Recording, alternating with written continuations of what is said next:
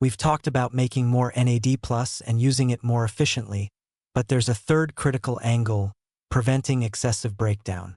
NAD+ isn't permanent once made, it's constantly being synthesized and degraded. In healthy conditions, this turnover is balanced. But when certain stress-activated enzymes go into overdrive, NAD+ can be broken down faster than the body can replace it, creating an energy crisis even when precursor intake is adequate. The primary culprits are enzymes like CD38, which sits on cell membranes and degrades NAD+ at extraordinary rates when activated by inflammation and aging. CD38 activity increases dramatically with age and inflammatory conditions. Some research suggests that CD38 activation might be the single biggest factor explaining age-related NAD+ decline, even more important than reduced synthesis.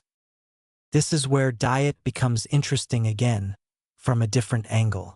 While we can't specifically target CD38 with food, we can address the upstream factors that activate it. Inflammation is the major trigger. Oxidative stress also contributes. Both of these can be influenced through dietary choices, potentially reducing the signals that tell CD38 and similar enzymes to ramp up their NAD+ degrading activity. Anti-inflammatory foods become relevant here. Omega-3 fatty acids from fish can modulate inflammatory signaling.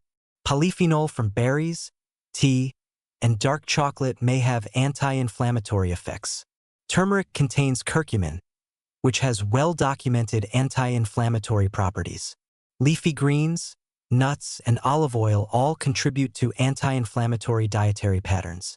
By calming systemic inflammation, these foods might indirectly slow NAD+ breakdown.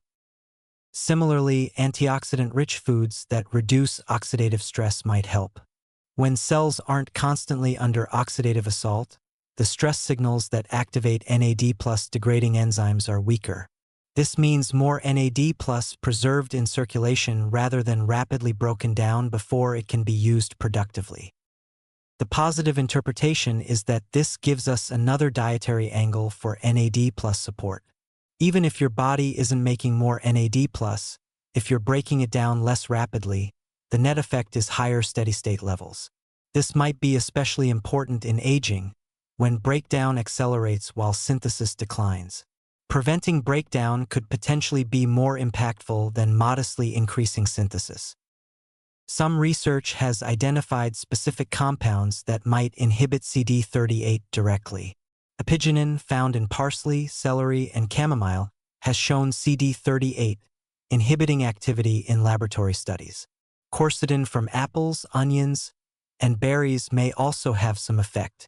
While the evidence is preliminary, it suggests that a diet rich in diverse plant foods might provide multiple compounds that collectively help preserve NAD+ by slowing breakdown. But now the critical cautions and negative realities.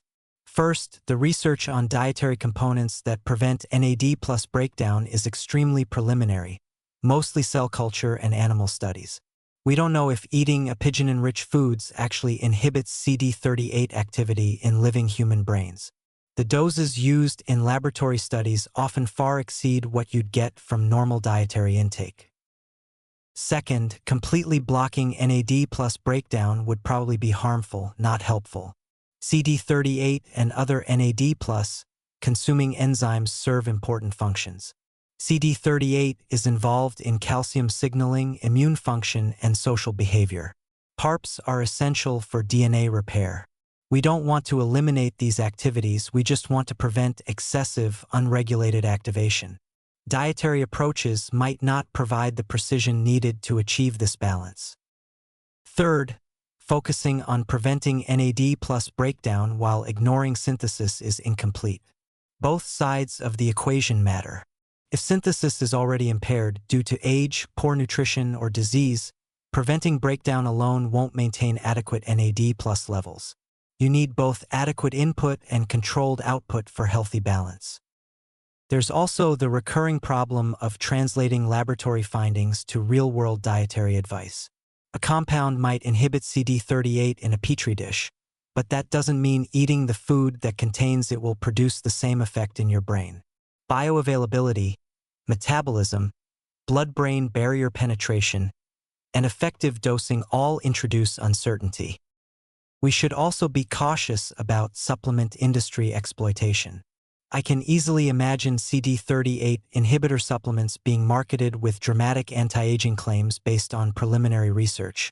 Most of these will be overpriced and unproven in humans. Some might even be counterproductive if they interfere with normal physiological functions of CD38 and related enzymes. Furthermore, in advanced Alzheimer's disease with established neuroinflammation, dietary anti-inflammatory strategies probably can't sufficiently reduce CD38 activation to make a clinically meaningful difference. The inflammatory cascade in diseased brains is self-perpetuating and driven by factors beyond dietary control.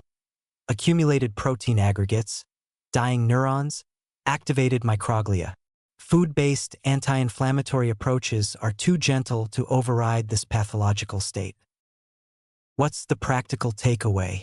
Eating anti-inflammatory and antioxidant-rich foods makes sense as a strategy to potentially reduce excessive NAD+ breakdown, particularly for prevention and early intervention. Emphasize omega-3 rich fish, colorful fruits and vegetables, leafy greens, nuts, olive oil, herbs, and spices. This approach is safe, has multiple health benefits beyond NAD+, and might help preserve limited NAD+ reserves by calming the inflammatory and oxidative signals that trigger excessive breakdown. But don't expect this alone to prevent or treat Alzheimer's. It's one component of comprehensive metabolic support. And be very skeptical of specific compounds or supplements marketed as CD38 inhibitors or NAD+ preservers. The science is far too preliminary to justify targeted supplementation, and the risks of interfering with normal enzyme function are real. Focus on overall dietary quality rather than chasing individual molecules.